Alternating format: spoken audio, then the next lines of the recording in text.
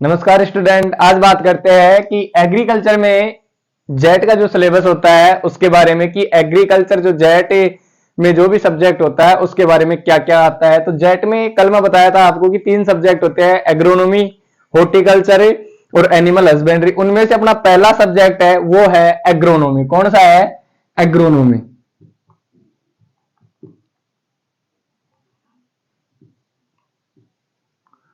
पहला सब्जेक्ट कौन सा है? एग्रोनॉमी। अब बात करते हैं एग्रोनॉमी में कितने सब्जेक्ट वो सॉरी कितने टॉपिक आते हैं और कौन कौन से टॉपिक आते हैं। तो टॉपिक आपके सामने बोर्ड के ऊपर है, तो अभी बात करते हैं। पहला टॉपिक आता है भारतीय कृषि का इतिहास एवं खाद्यान्न उत्पादन। पहला कौन सा आता है? भारतीय कृषि का इतिहास एवं खाद्यान्न उत्पादन। अगर इंग्लिश में इसकी बात करूं तो history of Indian agriculture and food production. क्या होती है? History of Indian agriculture and food production. Okay, इसमें अगर बात की जाए कि आता क्या है, तो इसमें पहले तो जो भारत की जो कृषि होती है उसका इतिहास आता है कि भारतीय कृषि में एग्रीकल्चर के बारे में क्या क्या होता है, और दूसरा आता है खाद्यान्न उत्पादन, मतलब फूड प्रोडक्शन, कि फूड का प्रोडक्शन किस प्रकार से किया जाता है। ये एक टॉपिक अपना कंप्लीट हो जाता है। उसके बाद में आता है राजस्थान कृषि एक परिदृश्य, कि राजस्थान में कृषि का क्या महत्वपूर्ण परिदृश्य है ना। अगर इंग्लिश की बात करो तो राजस्थान एग्रीकल्चर एट ए गैलेंस, है ना। इसमें राजस्थान के परिदृश्य के बारे में अपने टॉपिक आते हैं। यहां से 1 से 2 क्वेश्चन अपने जेट में आने के चांसेस होते हैं। उसके बाद में जो तीसरा टॉपिक आता है वो आता है मौसम एवं जलवायु, वेदर एंड क्लाइमेट। कौन सा आता है? मौसम एवं जलवायु। इस टॉपिक की अगर बात करूं तो आपकी जो 11th एग्रीकल्चर की बुक है उससे है ये। 11th एग्रीकल्चर से टॉपिक है, शानदार है। मौसम क्या होता है, जलवायु क्या होती है। एक अगर क्वेश्चन यहाँ पे नॉर्मल बनता है तो इनकी दोनों की परिभाषा से ही क्वेश्चन बन जाता है। बिल्कुल शानदार टॉपिक है, यहां से भी क्वेश्चन आने के चांस होते हैं। चौथा जो अपना टॉपिक होता है वो होता है सिंचाई। कौन सा होता है? सिंचाई। सिंचाई की अगर मैं बात करूं इंग्लिश में तो सिंचाई को इंग्लिश में इरिगेशन बोला जाता है। और जो आपका 12th का लेसन है, लेसन नंबर 3, वहां से ये टॉपिक होता है। और इसमें से अगर जेट की क्वेश्चनों की बात करो तो जलमांग वगैरह पूछ लेता है, जैसे धान की जलमांग हुई, गन्ने की हुई, गेहूं की हुई, जौ की हुई, मूंगफली की हुई, या फिर पानी देने की वो भी पूछ सकता है कि कब कब पानी देते हैं, सिंचाई की अवस्था भी पूछ ली जाती है। तो ये भी बहुत शानदार टॉपिक है। सिंचाई में पिछली बार भी क्वेश्चन आया था। सिंचाई के बाद में अगर मैं बात करूं, 5वां टॉपिक आता है खरपतवार। कौन सा? खरपतवार मतलब वीड। तो वीड जो अपना 12th की बुक होती है उसका चौथा लेसन है। कौन सा? चौथा लेसन। यहां से भी जैसे एक बीजपत्री खरपतवार क्या होते हैं, द्विबीजपत्री क्या होते हैं, एक वर्षीय क्या होते हैं, द्विवर्षीय क्या होते हैं, तो यहां से भी खरपतवार में से भी अपना क्वेश्चन उठता है। क्वेश्चन कैसे आता है? जैसे अपने नॉर्मल क्वेश्चन आ जाए, क्वेश्चन में दे दे परिभाषा कि एक बीजपत्री खरपतवार की परिभाषा दे दिया, द्विबीजपत्री की दे दिया, या फिर कोई भी उदाहरण दे दिया क्वेश्चन में, नीचे पूछ लेगा एक बीजपत्री है या द्विबीजपत्री। यहां से बिल्कुल शानदार क्वेश्चन आता है ना। तो अपन बात कर रहे थे 6वें टॉपिक की कि शुष्क खेती एवं फसल चक्र। कौन से टॉपिक की? शुष्क खेती एवं फसल चक्र। अगर मैं इंग्लिश में बात करूं तो arid agriculture and crop rotation. कौन सा? Arid agriculture and crop rotation. Okay, अब बात करते हैं कि इसमें से क्वेश्चन कहां से आता है और कैसा क्वेश्चन आता है। तो बेटा जो शुष्क खेती होती है, ड्राई फार्मिंग होती है, उसमें से क्वेश्चन शानदार क्वेश्चन बनता है। बात करते हैं कहां से आता है, तो अपनी जो 12वीं का 5वां लेसन है वहां से आता है, जो 12वीं की एग्रीकल्चर की किताब होती है। और फसल चक्कर में अगर मैं फसल चक्कर की बात करूं तो फसल चक्कर क्या होता है? फसलों को अदल बदल कर बोना ही फसल चक्कर कहलाता है। सटीक परिभाषा आपको जब पूरी क्लास से लगेगी, जब बताई जाएगी। अगर मैं 7वें टॉपिक की बात करूं एग्रोनॉमी के अंदर, तो वो आता है मृदा, कि राजस्थान में कितनी प्रकार की मृदाएं पाई जाती है और कौन सी मृदा कौन से जिले में पाई जाती है। मृदा, है ना। 7वां टॉपिक क्या होता है? मृदा। मृदा से भी सुपरवाइजर में और जेट में काफी क्वेश्चन पूछे जाते हैं। मृदाएं कितने प्रकार की होती है ना। अगर इंग्लिश की बात करूं तो मृदा को इंग्लिश में क्या बोला जाता है? सोइल। ओके, अगर आगे की मैं बात करूं, टॉपिक नंबर 8, टॉपिक नंबर 8 है अपना पोषक तत्व एवं उर्वरक। कौन सा है? पोषक तत्व एवं उर्वरक, प्लांट न्यूट्रिशन एंड फर्टिलाइजर। क्या है? Plant nutrition and fertiliser. अब मैं पोषक तत्वों की थोड़ी सी बात कर लूं तो पादपों के लिए जो आवश्यक पोषक तत्व होते हैं उनमें से क्वेश्चन बनता है। और जो फर्टिलाइजर होता है, जैसे मतलब सब्जियों में कितने डाला जाता है, फसलों में कितनी डाली जाती है और फूलों में कितनी डाली जाती है। तो तत्व होता है जो अपने अगर एग्रीकल्चर में बात करें तो पादपों के लिए आवश्यक पोषक तत्व क्या होते हैं, कितने हैं, 17। कितने हैं। बाद में टॉपिक नंबर 9 आता है अपना कृषि यंत्रों का परिचय। क्या, कृषि यंत्रों का परिचय, इंट्रोडक्शन टू एग्रीकल्चर मशीनरी, है ना। क्या होता है, इंट्रोडक्शन टू एग्रीकल्चर मशीनरी।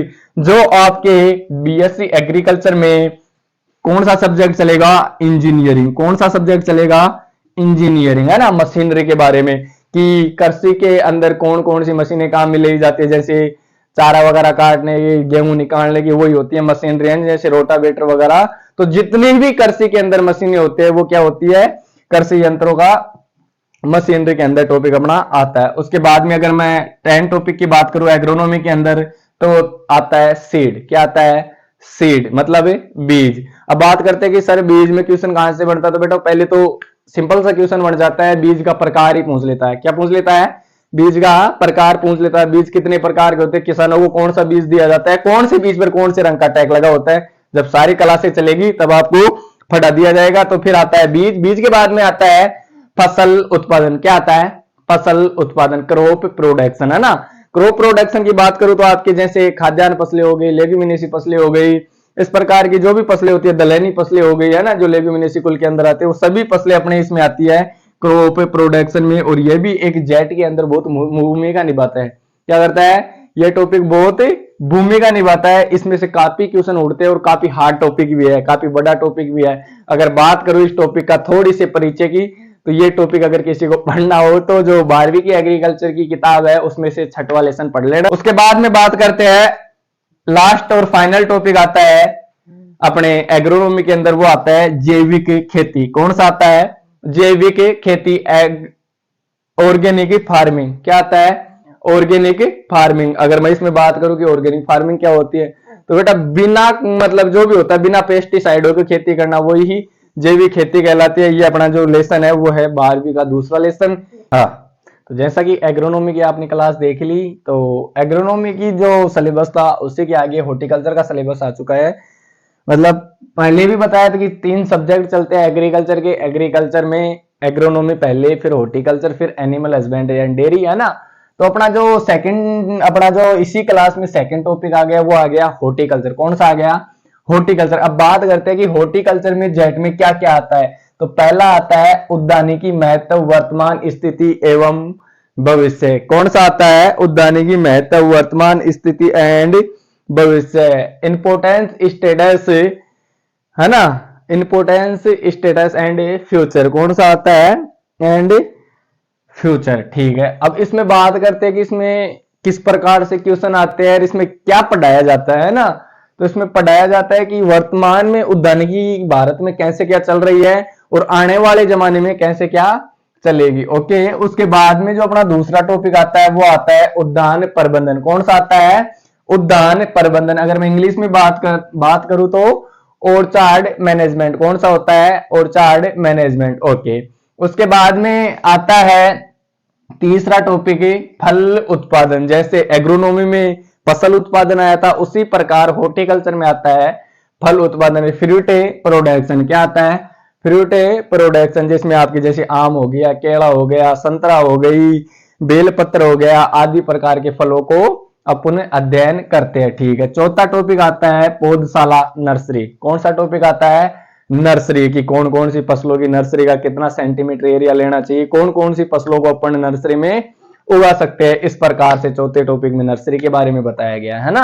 आगे की बात करते हैं सब्जी उत्पादन, है ना। अगला टॉपिक आता है सब्जी उत्पादन, वेजिटेबल प्रोडक्शन। अब मैं बात करूं सब्जी उत्पादन में कौन कौन सी सब्जियां आपके जो लगभग आती है। मैं 2-4 सब्जियों की बात करूं, जैसे भिंडी हो गई, बैंगन हो गया, मिर्च हो गई, है ना, तुरई हो गई। इस प्रकार से आपके कुछ सब्जियां दी हुई है, उनको किसमें दिया गया है, सब्जी उत्पादन में। ओके, उसके बाद में आती है अलंकृत बागवानी। कौन सी बागवानी, अलंकृत बागवानी, ऑर्नामेंटल गार्डनिंग। क्या होती है, ऑर्नामेंटल गार्डनिंग। ठीक है, इसके अंदर ऑर्नामेंटल गार्डनिंग मतलब अलंकृत बागवानी के बारे में बताया गया है। यह भी अपनी 11वीं की बुक से क्वेश्चन है, शानदार क्वेश्चन है ना। यहां से चांस बनते हैं एक क्वेश्चन के, है ना। उसके बाद में अगला टॉपिक आता है औषधीय एवं सुगंधित पादप। कौन सा आता है? औषधीय एवं सुगंधित पादप, medicinal and aromatic plant. English में क्या होता है? Medicinal and aromatic plant. Okay, आगे बात करते हैं नेक्स्ट, और हॉर्टिकल्चर का जो लास्ट टॉपिक होता है वो होता है फल सब्जी परिरक्षण एवं फसलोत्तर प्रबंधन तकनीक की। फल और सब्जियों को लंबे समय तक सुरक्षित रखने के लिए उनका परिरक्षण कैसे किया जाता है और कौन सी विधियों से किया जाता है, कौन सी टेक्नोलॉजियों से किया जाता है, इस प्रकार से इसमें बताया गया है। जैसे preservation of fruit vegetable and PhD, मतलब कौन सी विधियों से किया जाता है। यह आपके हॉर्टिकल्चर का सिलेबस कंप्लीट हो चुका है, एग्रोनॉमी का पहले हो चुका था इसी क्लास में जो जस्ट। तो लास्ट और फाइनल एग्रीकल्चर का जो अपना टॉपिक होता है वो होता है एनिमल हस्बेंड्री एंड डेयरी। कौन सा होता है? Animal husbandry and dairy. यहां से भी अपने जेट में कितने क्वेश्चन आते हैं? 10 क्वेश्चन। कितने क्वेश्चन आते हैं? 10 क्वेश्चन। अब बात करते हैं, इनमें मात्र 5 टॉपिक है ना, और 5 टॉपिकों में से 10 क्वेश्चन। अब बात करते हैं, आपको थोड़ा सा इसमें समझाते हैं। पहला टॉपिक आता है पशुपालन का परिदृश्य, कि पशुपालन किस प्रकार से किया जाता है, इंपोर्टेंस ऑफ लाइव स्टॉक की, पशु पालन क्या होता है, ठीक है। उसके बाद में जो अपना सेकंड टॉपिक आता है वो आता है पशु प्रबंधन। कौन सा आता है? पशु प्रबंधन, लाइव स्टॉक मैनेजमेंट। कौन सा आता है? लाइव स्टॉक मैनेजमेंट, की पशुओं का प्रबंधन कैसे किया जाता है। जैसे रात को बांधने का शेड अलग, दिन को बांधने का शेड अलग, कितने पशुओं को कितनी जगह चाहिए, हर पशु की अलग अलग होती है। इस प्रकार से इस टॉपिक में पशु प्रबंधन के बारे में पढ़ा जाता है, ठीक है। अब बात करते हैं तीसरे टॉपिक की। तो तीसरा टॉपिक होता है पशुओं की नस्लें। कौन सा टॉपिक होता है? पशुओं की नस्लें, एनिमल ब्रीड्स। अब बात करते हैं कि आपके जेट के अंदर किस किस की नस्ल दी हुई है। तो जैसे भैंस हो गई, गाय हो गई, ऊंट हो गया, बकरी हो गई, है ना, और भेड़ हो गई। इस प्रकार से इनकी आपके नस्लें दी हुई है। तो इन नस्लों को पढ़ने पर यह टॉपिक अपना क्लियर हो जाता है। पशुओं की नस्लें, जो भी एनिमल की नस्लें आपके सिलेबस में दे रखी है वो ही नस्लें आपको पढ़नी है, ओके। उसके बाद में जो अपना नेक्स्ट टॉपिक आता है वो आता है पशुधन बीमारियां एवं सामान्य पशु एडिशन, है ना। क्या होता है? Live stock disease and general medicine, पशुधन बीमारियां एवं सामान्य पशुओं की औषधियां, कि अगर पशु की कोई बीमारी हो जाती है तो कौन सी औषधि देकर उसको ठीक करे। अब बीमारियों के बारे में मैं बात करूं तो आपके अलग अलग प्रकार की बीमारियां दी हुई है, जैसे वायरस जनित बीमारियां और बैक्टीरिया जनित बीमारियां, है ना। तो आपकी जो भी बीमारी दी हुई है उनमें से ये अपना टॉपिक बनता है। उसके बाद में पांचवा टॉपिक आता है मुर्गी पालन। पांचवा टॉपिक कौन सा आता है? मुर्गी पालन, मतलब पोल्ट्री। अब इसमें पोल्ट्री मैनेजमेंट भी आ गया, पोल्ट्री की नस्लें वगैरह भी आ गई। तो यहां से भी अपने जेट में क्वेश्चन बनता है। आपका जो लास्ट और फाइनल टॉपिक होता है एग्रीकल्चर के पूरे सिलेबस का वो होता है दुग्ध विज्ञान डेयरी साइंस। कौन सा होता है? दुग्ध विज्ञान डेयरी साइंस, की एग्रीकल्चर मतलब एनिमल हस्बेंड्री में जो डेयरी साइंस टॉपिक चलता है उसके बारे में कि डेयरी साइंस होती क्या है, किस प्रकार से उत्पादन होता है, किस प्रकार से कौन सा दूध किस प्रकार का होता है, जैसे टोड, डबल टोड, किस में कौन सी वसा पाई जाती है, वो आती है दुग्ध विज्ञान के अंदर।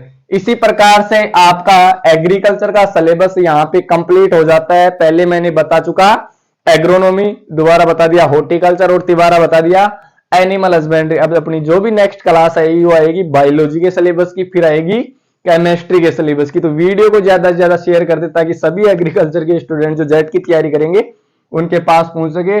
और सभी स्टूडेंटों से गुजारिश है कि इस वीडियो को एक बार लिंक कॉपी करके अपने WhatsApp status, Instagram status, Facebook status पर जरूर लगाइए। धन्यवाद।